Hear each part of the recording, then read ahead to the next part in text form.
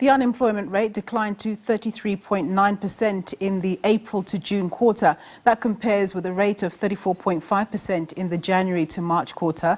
The number of unemployed people rose by 132,000 to 8 million. According to Stats SA data, 648,000 more jobs were gained in the second quarter compared to the first quarter. The biggest gains were seen in the community and social services, trade, finance and construction sectors, while losses were observed in manufacturing and transport. As at the end of June, some 15.6 million people were in employment. Well, to get their thoughts on the latest data, I'm joined by Cosatu Parliamentary Coordinator Matthew Parks. Thank you very much for joining us, Matthew. Are you surprised that we're learning that the unemployment rate declined in the second quarter? But of course, the number still remains a terrible indictment for the country. Yes, look, I think it's a pleasant surprise. We actually feared a bit worse given the current economic crisis we've been facing, of load shedding, of the fuel price hikes, of food inflation and so forth. But look, this is for the last quarter, so those effects might still come into play. We hope they don't, but they might still come in. But I think we must welcome any decrease in unemployment. The expanded definition of unemployment has fallen from 45.6% to 44.1%. So that's a creation of about 640,000 jobs. I think that's a welcome step, albeit a small step, but nonetheless a step in the right direction. But of course, when you have an unemployment rate that is still very, very high, at unsustainable levels of 44%, we cannot afford to be complacent. We can't celebrate. We must still be deeply distressed by a huge level of unemployment. But nonetheless, it is a positive step in the right direction, albeit a small step. So, Matthew, higher costs, of course, are a burden for everyone these days, including businesses. Now, as Labour seeks to get improved wage deals for their members, how do you then strike the balance such that after securing those higher wages, employers don't start laying off people, citing a lack of sustainability? Well, that's one of the issues that trade unions always have to balance at a workplace. They always have to look at what is the finances of the company, what can the company afford, but equally what are the finances of workers and what can workers afford and what can workers not afford to be paid. But I think we also, as trade unions, we can't afford to throw workers under the bus. If you look at the stats of the levels of indebtedness of society from the National Credit Regulator, it shows that almost all workers are highly indebted. They're struggling to survive. It's been shown by successful economies around the world that if you pay workers a living wage, not only will they be more productive and more motivated, and that helps to boost the company, but they can buy the very goods that companies are producing in South Africa. Because if we pay workers a slave wage, as many companies want to do, who is going to buy the cars, the clothes, the food, the entertainment that our companies produce? So we need to pay workers a decent wage so we can grow the economy. But I think we also need to address some of the factors which are currently bleeding workers' salaries, which is inflation.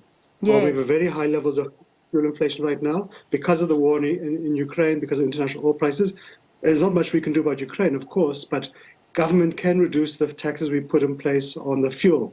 They can reduce the fuel levy. They can sort out the road accident fund so it stops the need to get constant bailouts from the fuel price. And of course, government can do more to assist Eskom to reduce the debt burden, which can enable it to be weaned off of these double-digit electricity tariff hikes year after year. So those are the real two main causes of inflation. So let's address them and let's not seek to pay workers a slave wage. Now, Cosatu and other worker organisations intend on shutting down the economy tomorrow to protest that the economy is many ills, some of them you've cited like high inflation. But some may argue that this approach is actually counterintuitive because you're disrupting the very thing that we all need to work. Well, this is a democracy. So people, when they're angry, when they're frustrated, when they feel their voice is not being heard, they articulate their voice. And the way for workers to do so in a constitutional democracy like ours is to embark on a day of protest. So it's a one day of action. But it's a message to government that they need to do more. They need to do more much faster. Government makes the right noises, it makes the right commitments, but it does not move fast enough. If government had moved faster to fix Metro Rail, it had moved faster to protect Transnet, if it had moved faster to end load shedding, then of course it might not need to do so. Equally, if companies also play their part, if we had a CEO of Sibanye who did not force workers to go on strike for a 150 rand increase whilst paying himself 300 million rand a year, then workers might be less disgruntled. Similarly, in the retail sector, many other mining companies across the private sector. So This is a chance for workers to express their frustration. We hope it's a chance for employers and for government to listen to them to address these concerns. If we keep quiet as Cosatu, then people will say, well, we are failing in our leadership responsibility to articulate the voices and the frustrations and the anger of workers. So this is exactly what tomorrow is about. And I think that's what we need to see at the end of the day, is for government employees playing their part. Workers have played their part. Our nurses have kept us safe for the past 2 years of COVID-19. Our police officers are trying to deal with crime. Our teachers are teaching our children. But we need to see government employees also playing their part and not just simply relaxing whilst we're under serious pressure. Now, the problem is around this whole issue of the state-owned enterprises and government creating jobs and so on and so forth.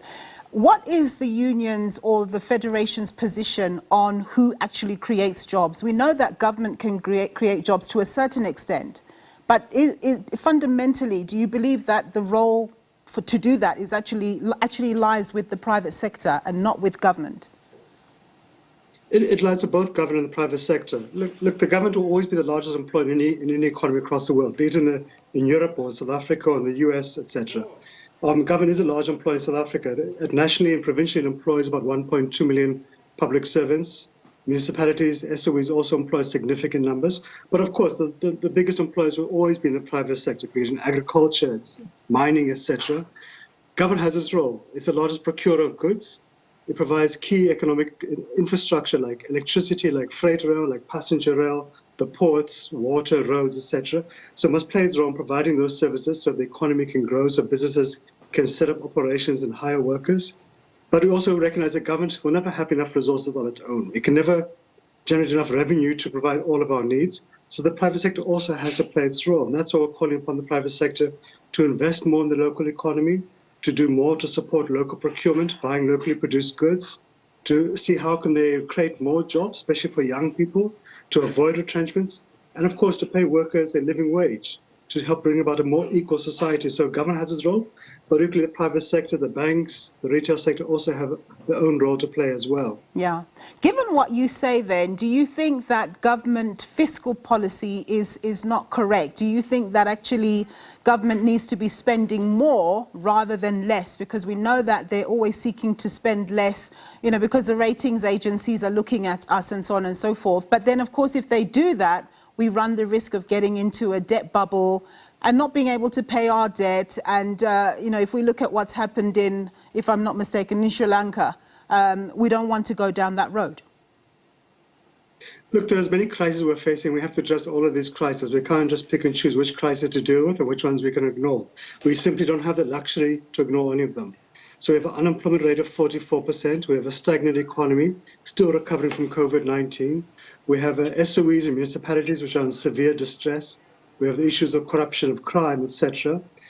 We have to deal with all of those. And we also have to deal with the debt issue too. But we think the correct approach is to address all of them. It's tough. It's not easy, but we have no choice. Where we disagree with government is when they simply want to focus on reducing the debt, thinking that somehow if you reduce your debt, miracles will occur, that jobs will be created, SOEs will be rebuilt, corruption will be tackled. So for us, it's about stimulating the economy using both public and private resources. It's about fixing electricity supply. It's about fixing our passenger and our freight rail. It's about rebuilding dysfunctional municipalities so they can provide the essential services the economy needs. It's about dealing with corruption. If you address all of those things, you'll see unemployment start to fall. And you will see then the state having more revenues to pay back the debt even faster. But if we go the debt payment first above all else, that will put us into a severe crisis, as we've seen in many other countries. So we're trying to avoid that. So we have to look for what is the best route to take, which addresses all of our crises simultaneously. Yeah. And I suppose even if we do relax a little bit in terms of the spending on the government side, one has to be sure that as you throw money into projects, that you actually have the key skills to put that money to good work. Because, I mean, if we look at the education sector, for example, it's always had a fair whack of the government spend, but the efficiencies and the gains have not been what would have been desired. No, that's a major problem. We've seen some departments, as governments begun to tackle corruption, like in the Northwest, they've actually been unable to spend significant amounts of money. That's a huge problem. At the same time, we have thousands of unfilled critical frontline service delivery vacancies, like as nurses, teachers, police officers, and so forth. So you have to make sure we manage what we have better. We also have to address the leakages in the states. The fact that we lose billions of rands every year to corruption, to wasteful expenditure, is something which we cannot be complacent about. We have to address. We think there are also ways to rebuild the state revenue.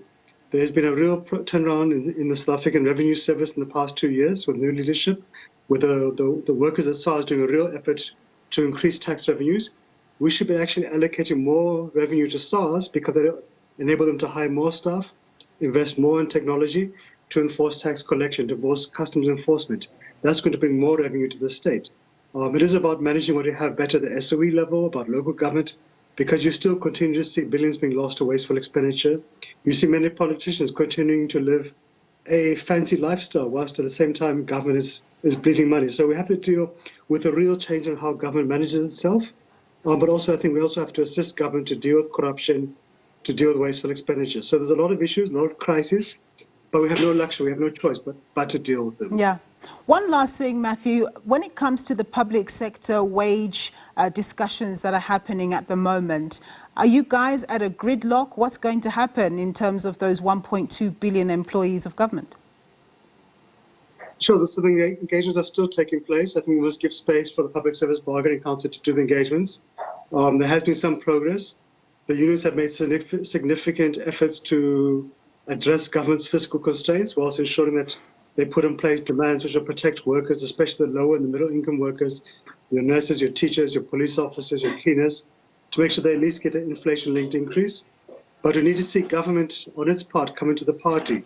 It cannot table a 2% offer to public servants whilst politicians have voted to give themselves a 3% increase. That can't be right, especially when inflation is over 7%. So government needs to come to the party.